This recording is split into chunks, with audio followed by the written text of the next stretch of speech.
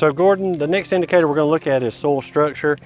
And when we identified this was a loamy sand, usually we don't find really good structure in sandy soils, but I think it's really worth looking at this loamy sand and you know, thinking back to the management that was actually described by that producer, because of course this can be done at any time, and we're looking at resource concerns of compaction, soil organic matter depletion, aggregate instability, and also habitat loss or degradation.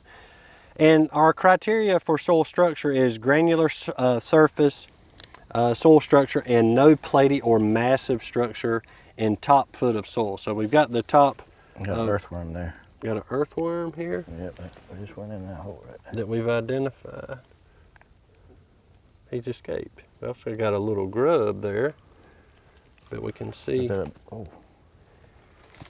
But we can see visible aggregates, and you know, when you think of a loamy sand, you may just think of sandy, real sandy coarse soil.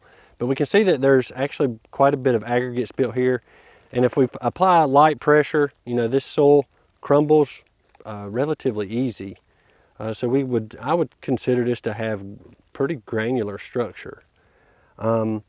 In looking at this, you know, we're thinking about the things we have to compare it against would be platy and massive.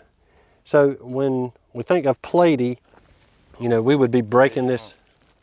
Well, in platy, you would be thinking about this would come apart in sheets, basically. It'd be horizontal to the soil surface. That would indicate that we have, you know, quite a bit of compaction in these soils, and we're just not seeing that.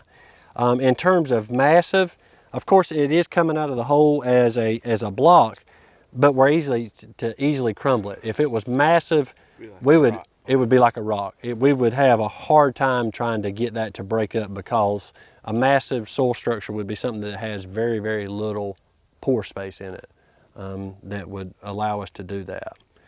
So I would say in terms of soil structure, we do have granular surface soil structure.